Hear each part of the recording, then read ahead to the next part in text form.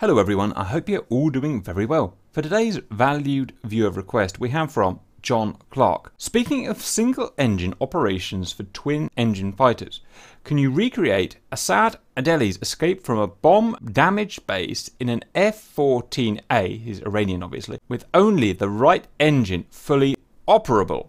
He details his harrowing experience in a talk with the Museum of Flight, and if you want to see that, I'll put the link to it in our video description. The whole lecture is great, but this is the part relative to the single engine ops. To make it more interesting, it was from a dirt strip at night because of all the daylight bombing of the main runway during the Iran-Iraq war. Early in the morning, coming and drop cluster bombs on the runway, so nobody can take off or land. So the runway was closed, and I was waiting there for us, bringing an engine to change the engine. And since I was a FCF pilot, which have a major repair on F-14s, I have FCF pilot, one of the experience on us to check it, release it so other younger pilots can fly with that, make sure it's okay. So I was there to bring the engine and change it and take off and do the FCF, go land in my base, at my base. So no C-130 could get to this third tactical fighter base because it was closed. There was bombs popping up every few seconds everywhere on the runway. For the fourth day, same thing happened. They were dropping cluster bombs, and the base commander told me, get your F-14 out of here and go. We don't want you over here. How can I go with one engine? He said, I don't know. I have to talk to the operation, talk to headquarters. Air Force Deputy Commander, he told me, Asad, do you think you can fly with the F-14? I said, I have maybe 1.5 engine. I cannot trust the right engine.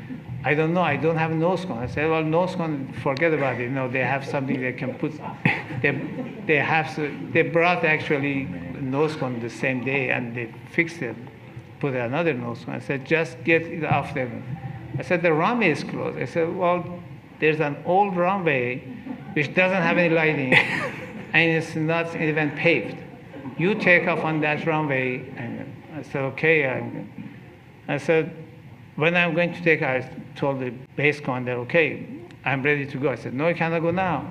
You have to go at night. Yeah. Because that was the order from headquarters, because this F-14 was already damaged. They might be hearing, that F-14 might take off. They come and, shoot it down. So we waited until night. They brought, those goosenecks around and start the engines. And they said, the right engine is not a good engine. I said, well, we take off, see what happens. They said, give them okay. And they start lighting up all those goosenecks. I said, go. We took off. As soon as we come after, to start turning, I look at it and said, they're dumping, turning off those lights. I went back to the base, with basically one engine. I didn't use the right engine at all. It was, taking off with one engine was, I don't think anybody have ever done before. That's truly remarkable. Welcome back, valued viewers. In the front is RC/Asad Adeli. Hello, Asad. Hello. That's the best we can get from him.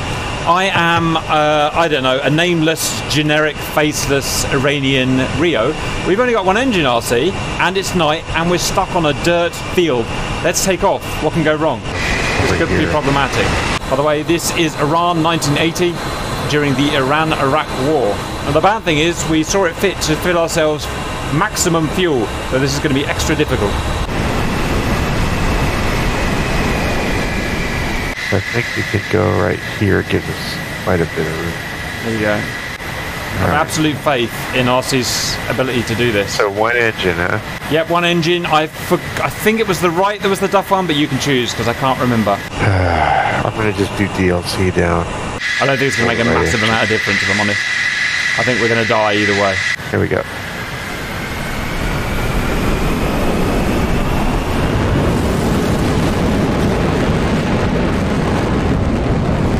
Go on tier 30. Go on tier 30. You can do it. You can do it. Come on, you big slow bucket! Wow, a staggering 70 knots. My face can do faster than this. Come on, come on, come on! She can take it, she can do it, she can do it, she can do it! Ah! Eject us, eject us, eject us, eject us! Right. You can eject us. Right. Shall we try again? I'll try a different. We'll try a different route. We'll try full flaps. Welcome back, valued viewers. Some poor soul tried it earlier, and wow, the whole tree line is on fire, I see. Oh, the guys are saying hold brakes while the afterburner spools up. That's a good idea, because it's a shoddy afterburner on the TF30. Pull is going to be so hard. Yes, it is. Wow, look, we're getting right into the corner this time. Right into the corner of the farmer's field in Iran. Valued viewers are wishing us all the luck. Come on, baby. There's a gap about 5 degrees to the right. There's actually a gap in the trees, if you can see that. I see it.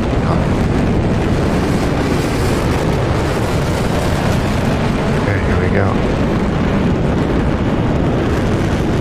Now, the pull wasn't too bad. 30 knots. Oh, man. Gotta leave nose wheel stirring on now. Yeah, calm my speed if I can. 80 knots. Yeah, we're going to do it. We've got speed this time. We're going to do it. 110, 120, and pull, pull, pull, pull. Ah! Yes! Yes! We took Lord, Lord! I don't know what we hit. Did we hit a tree? The gear hit the fence. Oh, we hit a tree. Oh. Welcome back, valued viewers. We had a minor fuel miscalculation, which I blame on RC, by the way. So we've lost now about 10,000 pounds of fuel. I reckon we'll get up no problem now. Where's that gap? There it is. There it is.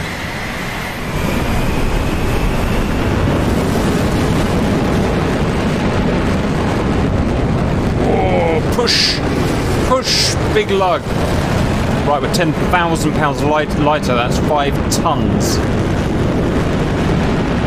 The same lifting surface. 80 knots, 90 knots, 100. We're much faster.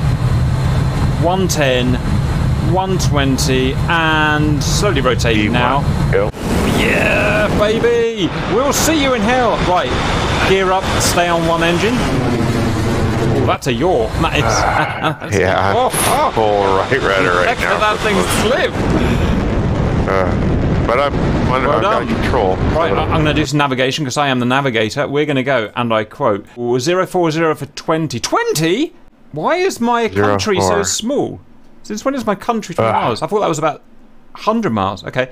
Look at us go. One engine wonders. Back up the power. But there we go. Yeah, that's wonderful.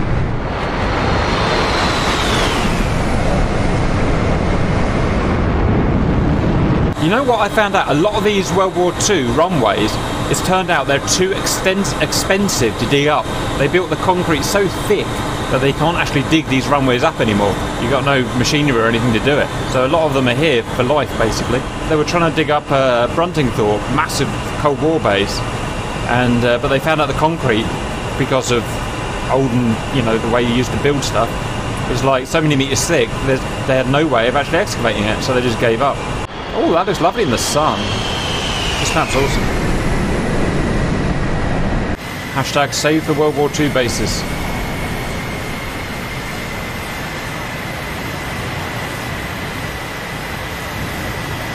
Thump.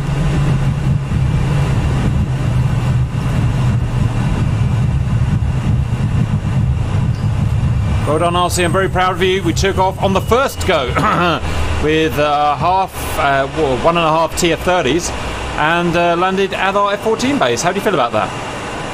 Yeah. Let me push this button. I feel good. Ow, I broke my legs.